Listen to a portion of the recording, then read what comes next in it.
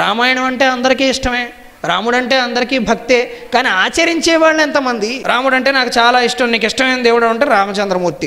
రామచంద్రమూర్తికి ఉన్న గుణగణాల్లో ఒక 2-3 మనం తీసుకున్నామా? సీతాదేవికి ఉన్న గుణగణాల్లో ఒక 3 మనం తెచ్చుకోగలుగుతున్నామా? ఇది ఏదీ లేనప్పుడు రామచంద్రమూర్తి అంటే నాకు చాలా ఇష్టం, నేను ఏటా 2 సార్లు భద్రాచలం వెళ్ళొస్తూ ఉంటాను, వెళ్ళిన ప్రతిసారి 5,000 హుండీలో వేస్తుంటాను. నువ్వు ఆచరించినప్పుడు దేనికి? అభిషేకం చేసుకో, ఉపయోగం లేదు. రాముడికి నీ అభిషేకం అవసరంలా. రాముడికి కావాల్సింది ఒకటే, ఆయన సీతాదేవిని ఎంత బాగా చూసుకున్నాడో నువ్వు నీ భార్యను అంత బాగా చూసుకు. ఇంకేం అవసరంలా, ఆయన ఏమీ ఆశించడంలా. కానీ ఏదో మనుషులు వ్యక్తిగతంగా దోషాలు చేసేసి తన జీవితం మారిపోవాలని కోరుకుంటూ ఉంటారు. అందుకని వాళ్ళ దాంపత్యం అంత బాగుండబట్టే మన ఆచరణ మనం దాని నుంచి నేర్చుకోవాలి. ఆ దాంపత్యం నుండి కేవలం భక్తులం అంటే సరిపోదు, భక్తులైతే అనుసరించాలి. మనకు నాన్నగారు నచ్చారు, ఏం చేస్తాం? నాన్నగారులా తయారవుతావా లేదా? మనకి రామచంద్రమూర్తి నచ్చినప్పుడు ఆయన గుణగణాలను మనం ఆచరించాలి. నచ్చడంతో సరిపోయిందా? ఆచరణతో ప్రారంభమవుతుంది. హిందూ ధర్మం నిలబడాలి అంటే ఆచరణ ప్రధానం.